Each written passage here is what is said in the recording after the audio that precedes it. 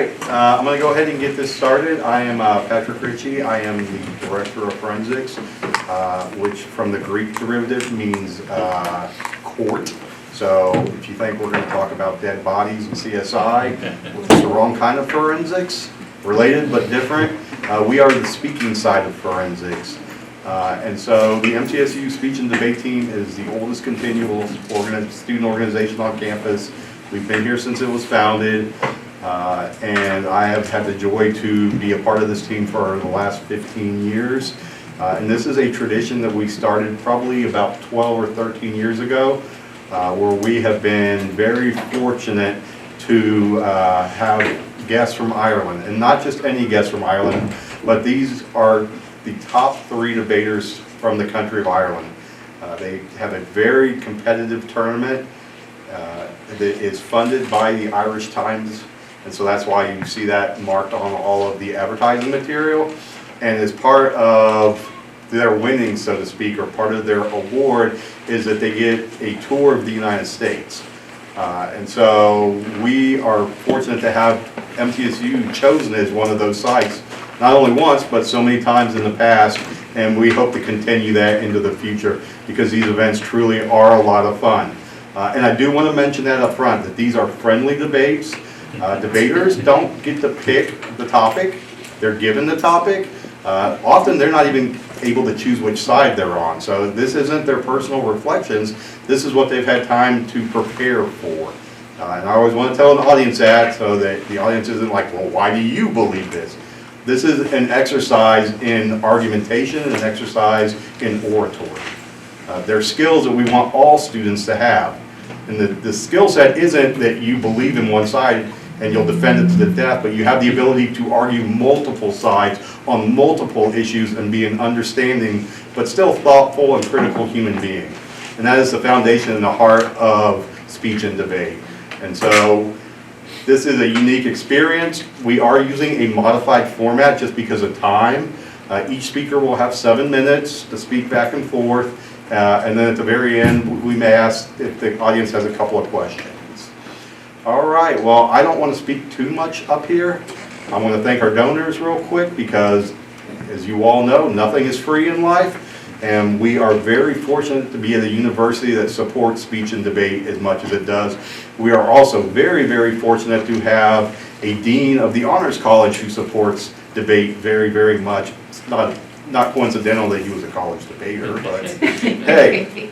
But no, we truly do support, or really enjoy the support that you give us. It means a lot because it's expensive.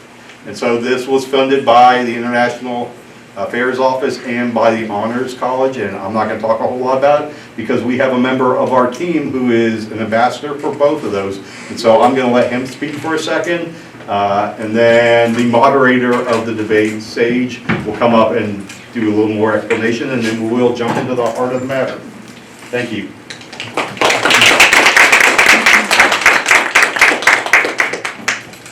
Hello everyone, so I'm Jonah Georgia, and like I said, I'm the Vice President of the debate team, but aside from that, I'm also the opportunity to be an ambassador for the Honors College, and also an international student at MTSU. So basically, they are our 2 sponsors for today's event, and the Honors College is a small-sized organization whereby, college basically, sorry, and it's whereby you have small-sized classes and your opportunity to interact with your professors than the average and more general classes, and we also have opportunities for research and also for other personal interactions like conferences that students have opportunity to go for in the college. The International Office of Student Affairs, International Office, yeah, sorry. So basically, that's the office whereby international students and people that do study abroad programs get to meet them and kind of interact with them to be able to organize and kind of schedule the events that they go for during the course of the school year. So like I said, I would like to say thank you to them, and also like thank you to all of you for coming based as a representative of these 2 organizations. Thank you very much.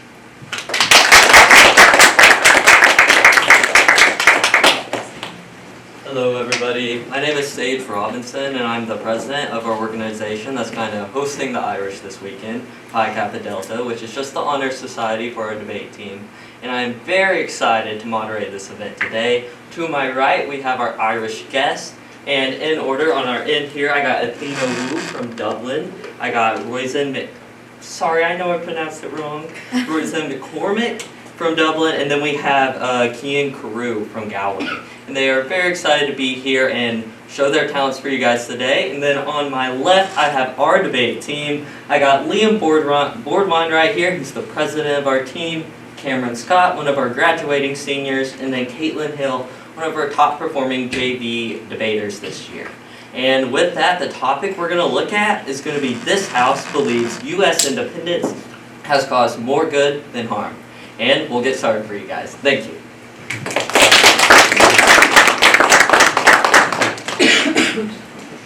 Ladies and gentlemen, our US friends, thank you for joining us. And this is very emotional for us. As a former colony ourselves, praising another former colony feels like telling a sibling that you're the favourite child. It cuts deep. But today, we bravely declare, America, you did good. And we're going to prove it with two main arguments, the two Ps. Political independence, how the US independence has inspired and protected democracy across the world, and two, personal independence, how US independence has unleashed scientific, economic, and social liberation. So let's look at the first one, political independence. How has US independence inspired and protected global democracy? When America broke free from Britain in 1776, it didn't just create a new country, it created a new model, a blueprint for popular sovereignty. And that blueprint travelled fast. America didn't just declare independence, it declared a new political possibility. And without that spark, we might still be asking the king which fork to use for salad at dinner. But also, thanks to US independence, the French Revolution exploded. Liberté, égalité, fraternité didn't appear out of thin air. It was fueled by the American example. Latin America independence moments ignited. Leaders like Simón Bolívar didn't just admire the US, they modelled their revolution on it. The Haitian Revolution, the first successful slave revolt, that was directly inspired by the idea that equality and rights apply universally. But America didn't invent democracy. What more, it made it replicable, exportable, and impossible to ignore. It also defended it. For 2 centuries, the US has been a security net for democracies in danger. It has defeated fascism in Europe, contained Soviet totalitarianism, supported democratic transitions in Asia and Latin America. And let's be honest, America is not perfect, but who's perfect? But if you ask any country that's ever had a dictator with a self-esteem problem, the US showing up is usually a great relief. And why does this matter? Crucially, democracy matters. It allows people to rule themselves, protect their rights, limits abuses of power, ensures peaceful transitions, and creates a predictable world order. Without US independence, democracy today would be slower, smaller, and significantly more British. And no respect, we Irish have tried that British rule. Once was plenty. But even in recent years, US intervention still protects democracies.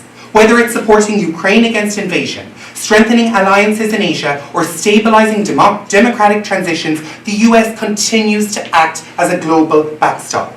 And even when Americans step back, the world panics, proving how essential its role has been. If one country's hesitations or questionable decisions rattles the entire international system, that is not harm, that is influence.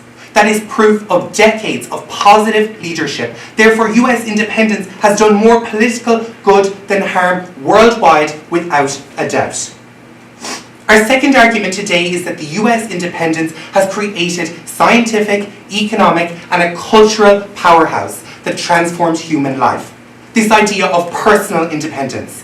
Because America became free to shape its own institutions, it produced the internet, GPS, smartphones, modern medicine, space exploration, even Netflix, which ensures Irish people now have something to do other than looking out their window judging their neighbours. Roisin will further explain how American independence didn't just change politics, it changed how people live, invent, work, and imagine themselves. This is personal independence, not just political independence. And together, these two arguments today will show overwhelmingly global good. So to conclude, ladies and gentlemen, US independence has created a global wave of democracy and protected fragile freedoms. It has also enabled a scientific and social revolution that reshaped modern life. And Roisin will talk about this further. So yes, despite our colonial trauma, and yes, we have trauma, despite the emotional damage, we say it again, America, you did good. Thank you.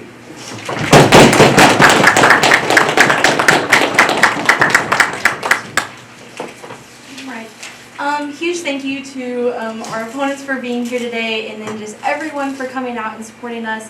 As a little roadmap, I'm going to go over what our opponents just offered us. We're going to offer some responses, and then we're going to get right into our case today, offering you 3 strong points. So getting right in, the first contingent, or the first point, was political independence. They talk about how America broke free, they started a new model, it was a new blueprint. They talk about the French Revolution, but we can see that the French Revolution wasn't all good. They had almost 5 different revolts where it was just a blood massacre. If anybody is familiar with the Lin-Manuel Miranda's Hamilton's musical, they have a whole song talking about the French Revolution and how should we talk about it, or should the U.S. intervene, because is it a real revolution or are they just killing people and revolting? We can also see that it collapsed the French economy. They went completely bankrupt. That is a harm, no doubtedly. Again, they talk about the slave. They also talk about slave and equality and rights. However, on the neg today, we argue that it would have happened much faster under Britain's control. With U.S. independence, we saw that civil rights and slavery was dragged on across hundreds of years. It wasn't until the Civil Rights Act where segregation and Jim Crow laws were officially banned and civil rights were brought to modern day history. Again, under Britain's control, that would have happened much faster, which just flows to the next slide today. They also talk about how we defend democracy. However, we see that the U.S. is not defending democracy very well. One of the things that we talk about today is the aggressive foreign policy. Something that was brought up was Ukraine. Again, how exactly is the U.S. defending Ukraine? We see that the war between Russia and Ukraine has been going on and on. However, the U.S. has just been sending money, which isn't exactly defending democracy well at all. And then they also talk about how democracy is, or how dictators flow into that. However, again, we see within modern U.S. politics, the U.S. isn't stopping any dictators, and when we attempt to, we take a dictator, but we hand the country another dictator. So again, it's just a cycle that the U.S. isn't actually stopping or defending against. They also talk again about how when the U.S. steps back, the world panics. However, no real example was given there.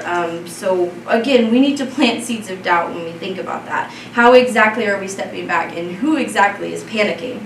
Their second point talks about the significant economic and inventions powerhouse that we have brought. They talk about the invention of the internet, Netflix, which is all amazing, but there are other countries that are under rule that are not in a democracy that have created just as much inventions as well. We can look at China, their technology inventions through AI, things that have developed us, it's just the same. So to say that these things wouldn't happen if these states were still under British rule is just silly and should be discontinued. So going back over to what we bring as the neg today, our first point is going to talk about political polarization.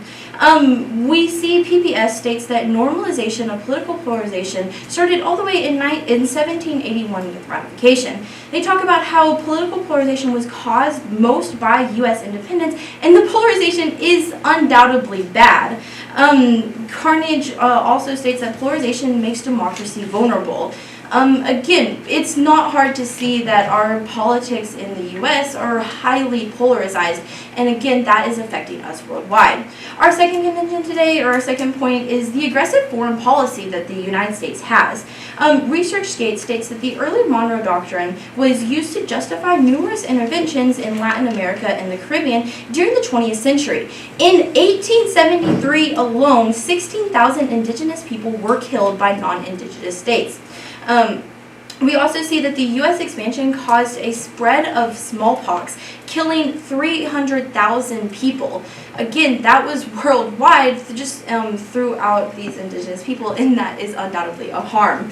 Our second point, or our third point today, also talks about the progressive imperialism. We see that foreign policy in focus states that the U.S. believes it has a paternalized duty of intervention, and they need to spread out democracy through all of these people and spread our ideas. However, that's exactly not how you should go about democracy. You shouldn't force it upon somebody who doesn't want it or doesn't need it.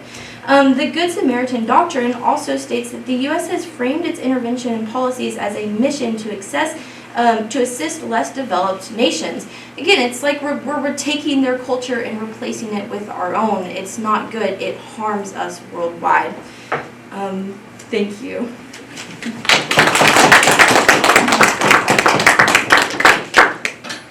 Ladies and gentlemen, as the second speaker for the proposition, I'm here to carry forward Keane's argument that American independence didn't just change one country, it changed the entire way that humanity thought about freedom. But first, I want to start with some rebuttal. So the opposition talked about how slavery would have ended sooner under British rule, but Britain actually created the transatlantic slave system, and the end that they ended up putting to it was due to pressure as a result of the values that US independence brought about. Even the language of rights came from US independence. And on your point about the indigenous communities, the alternative is British rule. British people, the British rule devastated indigenous people in Ireland, in India, in Africa, in loads of different countries, so this actually wouldn't be a great alternative either. So before 1776, the idea that ordinary people could rule themselves was revolutionary enough. But after it succeeded, the world started to believe that if you could challenge a king, you could challenge almost anything that held you back, whether it was an empire, an injustice, or even the limits of everyday life. So today I want to explore how some of these same ideals of liberty and self-determination sparked something even greater. A culture of innovation, of individual freedom, and of open markets that reshaped the modern world for the better. So Keane has already explained how the success of the American Revolution ignited a global wave of independence movements, inspiring nations from France to the colonies of Latin America to stand up for self-determination and equality. I will now extend this argument into a broader legacy, the way American independence built the foundations for innovation, individual freedom, and open markets that have reshaped the modern world for the better. When America declared independence, it did not just break away from Britain. It declared the revolutionary idea that every individual has inherent rights. The US Bill of Rights took those principles and made them practical, protecting freedom of speech, creativity, and enterprise. These freedoms birthed innovation. Take the humble washing machine. Hardly the stuff of political speeches, I know. You won't see fireworks go off for it on the 4th of July. But this unassuming device, invented and commercialized in the United States, changed domestic life almost everywhere it reached. And here's the interesting part. Inventions like this don't appear out of thin air. They come from social change, because without the suffragette movement, without women demanding independence and equality, there would have been no appetite for a machine that freed them from the hours of household labour. In other words, the movements of those once disenfranchised didn't just rewrite laws, they bred innovation. And if we peel back another layer, we find that spirit of innovation and of rebellion rooted in the very ideals of American independence. The Revolution and the Bill of Rights established something far greater than political freedom. They created a climate of possibility, where individuals were free to imagine better lives and design the tools needed to build them. The same principles that let a people challenge a king also let women challenge her role, and an inventor challenges the limits of the ordinary. Let's move to economics. specifically the free market. Now, the phrase alone might make some people roll their eyes, but remember, before the American Revolution, most economies were rigidly controlled by empires. Trade was restricted, monopolies were handed out to royal favourites, and the ordinary citizens had very little power to participate. American independence shifted that balance. The idea was simple yet radical. If you give people freedom, not just political but economic freedom, they will create, they will trade, and they will innovate far beyond what controlled systems ever could. Yes, the free market has its flaws, but it has also produced astonishing global benefits. Consider how many of our daily conveniences come from an American spirit of enterprise. Fast food chains that allow you to buy the same burger in Ireland or in Spain, companies that connected the planet through the internet, and open technology markets that allow a student in England to learn coding from a professor in New York. That reach is extraordinary. It has fueled globalization, it has raised living standards, and it has expanded the opportunities for millions. You might not love every American export. Perhaps you could live without another superhero reboot, but the mechanisms that made those exports possible also gave us life-saving technology, international communication, and the ability to share knowledge at a scale that our ancestors could never have imagined. And sure, the free market sometimes gets a little too free. Like, do we really need 12 flavours of Coca-Cola? Perhaps not. But would we rather go back to a world where choice didn't exist, where creativity was reserved for kings and landowners? I think not. And as Cian said, we've tried British rule before, and once was plenty. So, to sum up, American independence didn't just build a country, it built a mindset that values creativity over conformity, freedom over control, and progress over stagnation. It inspired nations to break their chains, it inspired scientists to push their boundaries, and it inspired everyday people to believe that their voice mattered. From the washing machine to Wi-Fi, from self-governance to self-expression, the legacy of American independence continues to spin literally through our daily lives. Thank you.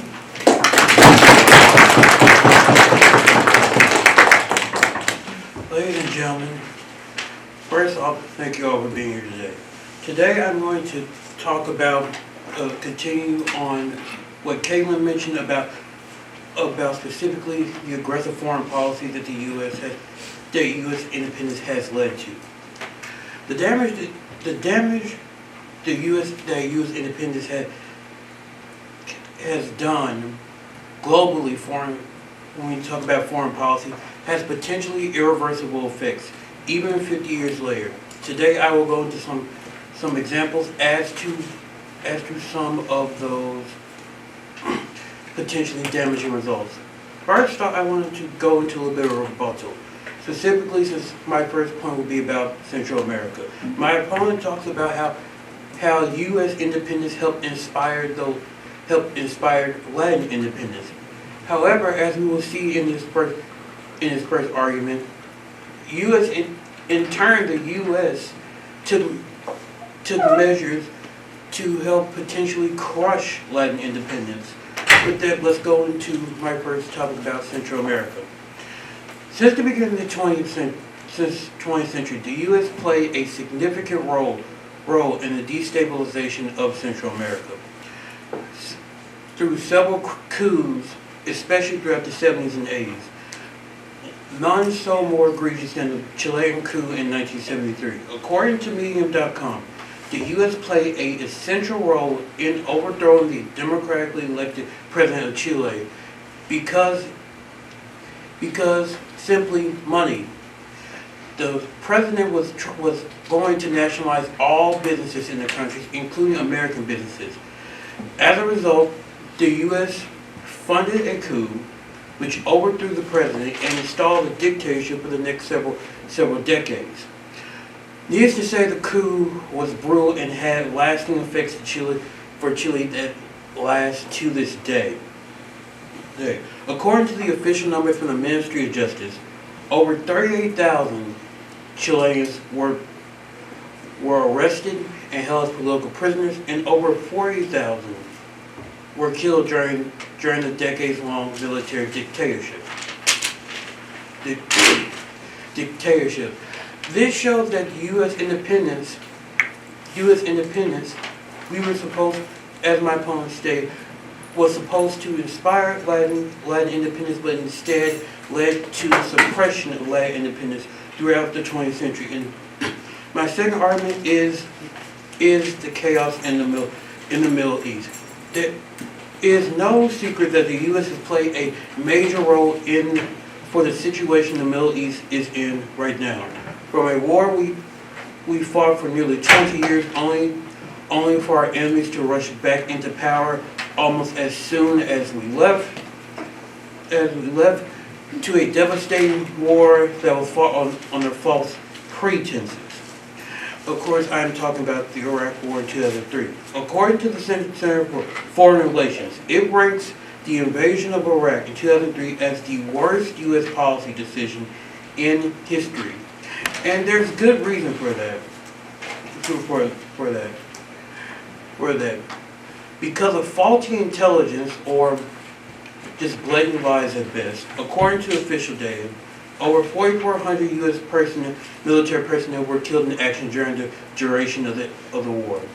Between 150 to 500,000 Iraqis were killed in the crossfire, and the numerous blunders by the U.S., such as the dissolution of the Ba'ath Party, which led to millions of Iraqis being out of work, as being a member of the party was the only way to have any sort of life at all, whether to become a teacher or a civil worker. When that party was dissolved, it left millions of Iraqis in the dark.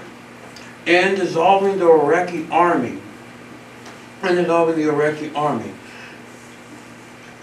Foreign policy experts point to these two reasons which led to the insurgency that plagued Iraq shortly after we took over, and which led to the terrorist group known as ISIS, which reigned terror over the globe throughout a good chunk of the last decade. So it could be said that U.S. independence has led to foreign policy blunders around the world. Again, as my colleague Kayla mentioned, our aggressive foreign policy led to thousands of indigenous people being killed. But the effects are still being felt today through the modern times we live in over the last 50 years. Through the overthrowing of several Central American governments, through us going into a conflict under false pretenses and faulty intelligence. And to the audience, I say that the U.S.'s independence has done more harm than good, instead of doing more good than harm, especially in the regions especially in parts of the globe that are still feeling the effects of our actions 50 years later, and will continue feeling the effects for decades to come. Thank you.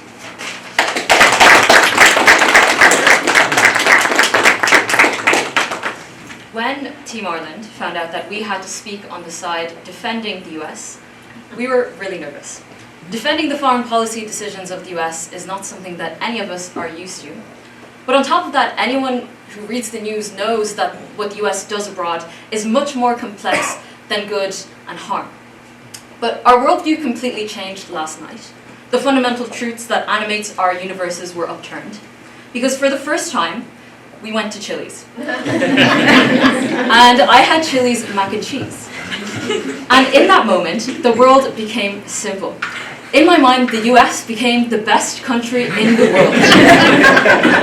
In a sense, that captures the crux of Cian, Roisin, and I's case in a much more naive way. Our argument isn't that Chili's mac and cheese is the most amazing thing in the world, although it is pretty close. Our argument is that all of the processes over the last 300 years that led to me eating that mac and cheese yesterday were because of US independence. The innovation and enfranchisement economically that is characteristic of the US state led to that Chili's being founded and led to that recipe for that mac and cheese being created. But also, importantly, the protection of free speech rights, the protection of civil and political rights of all sovereign people that have a constitution enshrined in their state means that they're entitled to those rights. And in the Irish Constitution was because of that revolution that happened in 1776, which enabled us to compete in a debating competition that allowed us to win this tour of the US, that allowed us to get on a plane, and then another plane, and then another plane to get to Tennessee and go to that Chili's. We know that US foreign intervention is not perfect. We know that foreign US rights-based protection is not perfect. We know that separation of powers doesn't live up to its name in the US government. But this debate is about US independence and what that represented, what material impact that had on people in 1776 and has on people today all around the world. And on that basis, we gave you a three-pronged case. We'll talk about those two in turn in this speech. We'll talk about the first prong on political independence. What did we tell you? The first thing we told you was that US independence has inspired the foundation of sovereign rights-based democratic political systems all around the world. And the important thing to note is that US independence was completely and utterly unique. We don't know if that revolution hadn't happened in 1776, what our world would look like today. How many sovereign states there would be that would be ruled for the people and by the people, and how many states would have constitutions that protect fundamental rights. It was the first enduring written national constitution. It was the first constitution written by the people for the people rather than a monarch. And it was the first, well, maybe not the first time, but it was a really significant case of a revolt against the monarch, and that took a lot of courage. How do they respond to this argument then? They tell us a couple of things. The first thing they say is that these revolutions weren't necessarily great because there were a lot of massacres, people died, and there was economic ruin in the immediate aftermath. But this debate is not just about whether harm existed. It is about whether there was more good than harm or harm than good. All of those things that they point out are incredibly short term, but don't underweight the long-term effects of this. These massacres, or these revolutions, allowed French peoples, in hundreds of years to follow, to speak out for themselves and to decide how they want to live their good life, not die at the hands of a king, or maybe even a guillotine, and to actually eat cake, to become one of the strongest economies in Europe. More lives, and much more lives, we argue, were saved because of this Bill of Rights model than those that were killed in these short-term massacres. But the second response that they have is that when the US helps countries abroad, for example, when they're implementing democracy, they don't do much, they just give them money. But on the comparative, in the case of Ukraine, which is an example that they point out, Ukraine is fighting against an authoritarian Russian hegemon. In the absence of US help, they would be doing that alone, but at the very least they know that there is a democratic voice on their side. But the third thing they say is really their own argument, which is a pretty important argument, that the way in which the US responds to challenges to democracy is imperialistic. So they do things like they push their own ideas on other people and they replace dictators with other dictators. There are a couple of things to say here. The first thing to say is that this debate is about US independence, but their argument is much more far removed than all the things we say from what happened in 1776. If a hypothetical alternative universe happened, and there was another global hegemon, which there would likely be in the absence of a US hegemon, let's call it blah blah land, they would probably do the same thing. Blah blah land would intervene in self-interested and pernicious ways to protect their own hegemony. They would impose puppet governments and things like that because all hegemonic states want to preserve their own share of the global power. But the second and related thing to say here is that China and Russia do the same thing. They engage in proxy wars in the Middle East and in the Horn of Africa. They control internal politics in their own self-interested ways. They fund coups and things like that. All of this is to say that their arguments about funding coups and suppression in Latin America, for example, is not unique to US independence, whereas our argument about the world, the model of the US Constitution, is entirely exclusive to the motion. But there was a second area of clash that we wanted to talk about, and that's our second P, on personal independence. And the crux of this argument, which wasn't really responded to in its purest form, was that the design of the Bill of Rights allowed innovations in response to demands from enfranchisement. So it wasn't really just about the fact that the US innovates, but it was the fact that the US made innovations in response to the various demands for protection of rights that occurred in that country. So when Roisin talks about the washing machine was important because the suffragettes created a demand for women to be allowed or be enabled to work outside of the home. So the washing machine was a response to the need for innovations to protect the duties that women had at home while enabling them to be enfranchised outside of it. In conclusion, this debate was not just about the literal and direct actions of the US today, which is what opposition wanted to talk about. It is about every single democratic state that you know. The fact that a Haitian can vote out their local representative if they abuse their office. The fact that a French person can criticize their government and protest without being killed on the street. And the fact that 2 Irish women and 1 Irish man can go on a tour of the US. Thank you very much. We urge you to propose.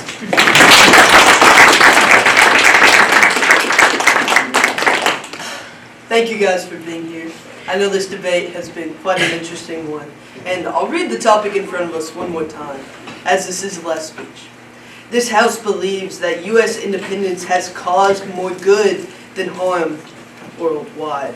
I think that this topic is extremely important, and of course we stand in negation of this topic at hand. I'm going to go through a lot of what has been examined in today's round. The opponents put forth a lot of great points, talking not just about political independence, but personal independence. Things such as the French Revolution, which we see actually led to the deaths of thousands and thousands of people, have been brought up. The fact of the matter is that when this was ratified and put into place between 1776 and 1781, France's economy collapsed completely.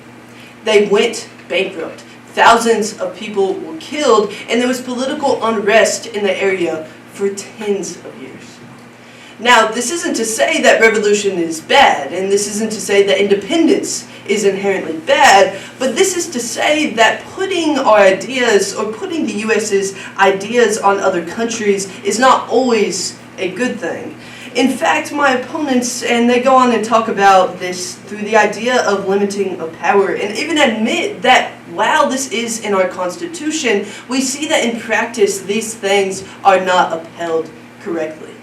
What does that tell other countries? It doesn't tell other countries that the US is able to control their government. It doesn't tell other countries that they have proper things in place. Instead, it only tells them that we do not know how to uphold our Constitution correctly.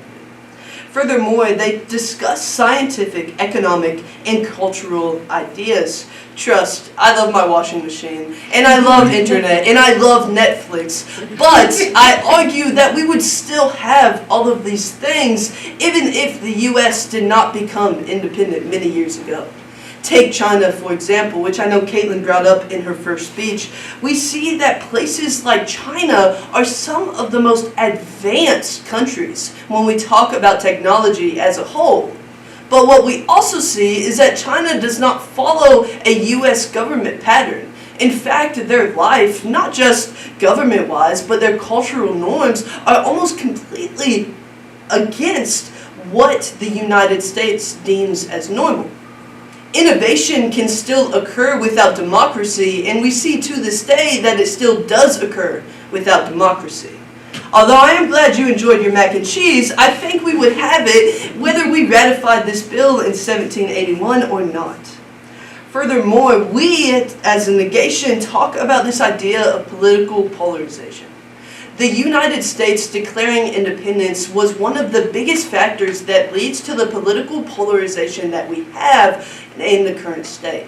Now, this is not just political polarization in the United States, which I'm sure that many of us are familiar with as being a big issue, but this is political polarization on a global scale. This polarization is what makes areas unstable. This is what makes democracy vulnerable, and this is what creates conflicts and civil wars in countries.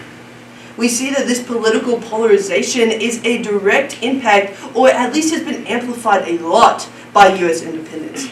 In fact, we also see that the United States has aggressive foreign policies. The opposing side talks a lot about how this foreign policy is not always a bad thing. But we see that there have been direct harms because of foreign policies. For example, 77,000 people in total died in Chile as a direct result of U.S. actions.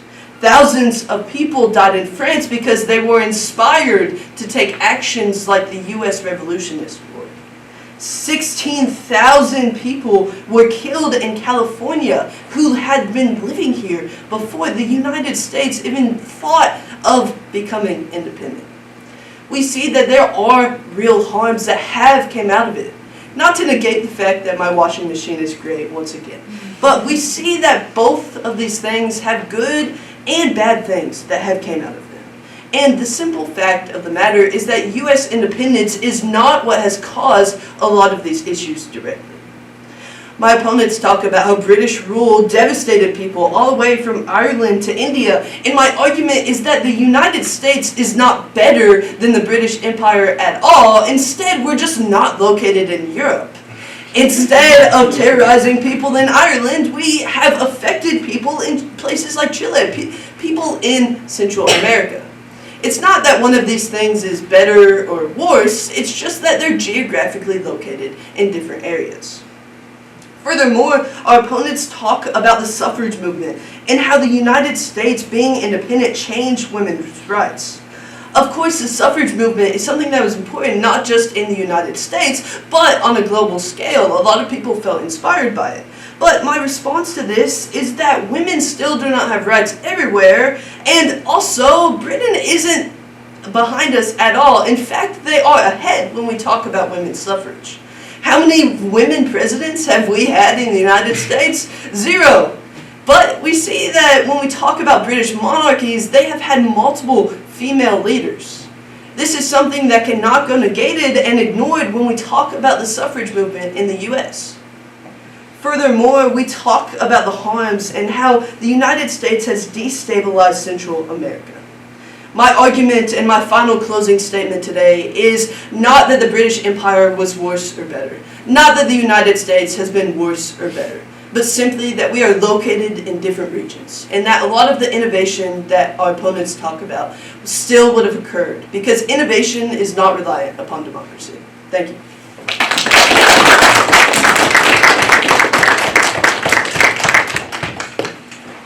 Okay, hello everyone, it's me again. Does anyone have any questions that they would like to ask our Irish guests today? Whether it's about the debate or just about Ireland in general? So if I remember correctly, the last time we did a debate like this, people would stand up once somebody was speaking and ask a question. Is there a reason we're not doing that and we didn't do that in this debate, or is They had free will to do that. I thought that it wasn't that. Yeah, I was I think everyone was just too nervous to do it. It's fine. It adds a dimension, I think. It's just sort of interesting. Anyone else have any questions? I have to admit, when I read through the flyer, we're talking about U.S. independence, I was not thinking about U.S. independence from Britain. I was actually thinking about U.S. independence from the world. And I'm just wondering if the America's tendency towards isolationist and protectionist behaviors might affect this debate. Would any of you like to take a jab at that? Could you restate that? I apologize.